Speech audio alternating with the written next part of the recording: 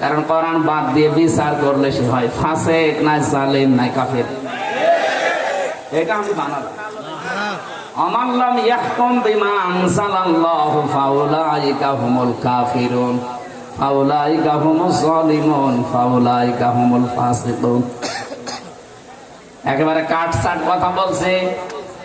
কোরআনে কারীম দিয়ে মানুষদেরকে ডাক দেওয়া লাগবে, কারণ কি? আমান দাআ, একালিফ টান আছে।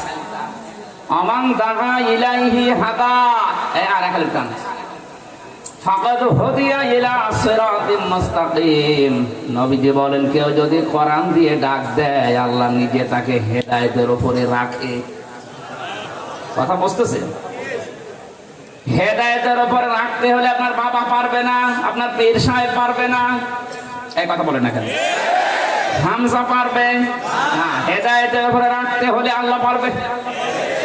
এই জন্য আমান দাআ ইলাইহি হাদা, কোন মানুষ যদি কোরআন দিয়ে মানুষকে ডাক দেয়, আল্লাহ নিজে তাকে ওই ডাক নেওয়ালা মানুষকে হেদায়েতের উপরে রাখে।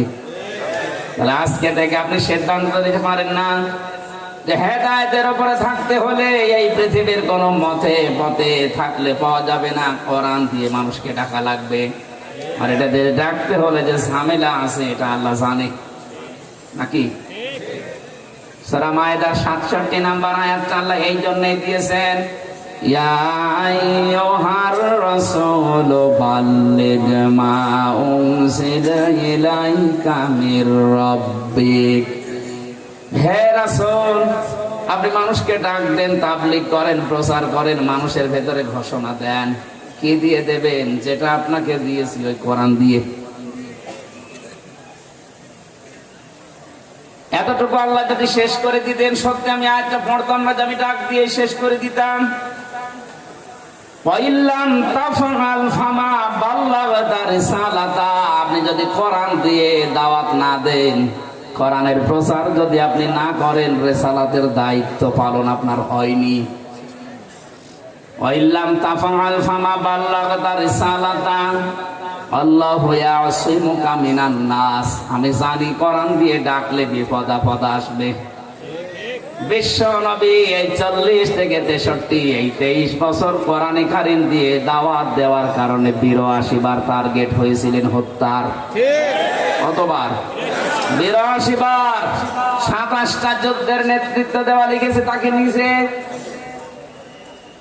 বলেন তো, কোরআনে কারীম দিয়ে ডাকলে বিপদ আপদ যে আসবে, এটা নবী জানতেন না? বলেন বলেন। আল্লাহ বলেন, আপনি যদি না জেনে থাকেন, আমি আল্লাহ বলছি ইয়াসিমুকা।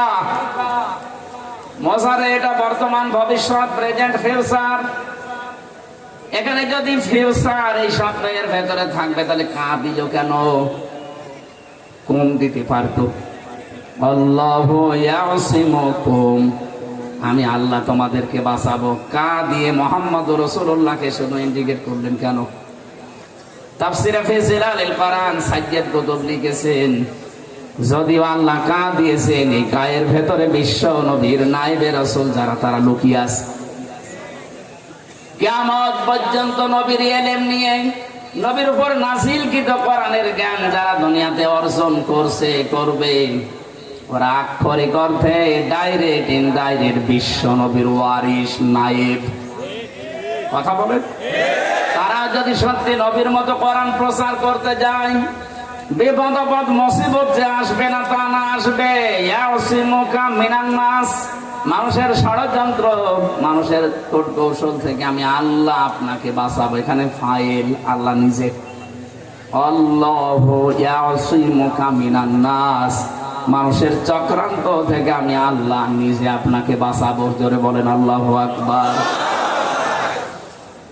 ও ঢাকাবাসী, হাদিসের শেষ কথা এইটা ছিল, যারা কোরআন দিয়ে মানুষকে ডাকবে, আল্লাহ নিজে যেহেতু তাদেরকে হেদায়েতের উপরে রাখবে। ফাকাদ হুদিয়া ইলা সিরাতিল মুস্তাকিম। কোন মানুষ যদি কোরআনের ডাকে সাড়া দিতে পারে, আল্লাহ তাকে হেদায়েতের রাস্তা নসিব করে দেবে। সুতরাং আজকে আমার ডাক দেওয়া হবে কোরআন দিয়ে। আমার আলোচনার বিষয় আজকে বিবেক। কি বললাম? বিবেক।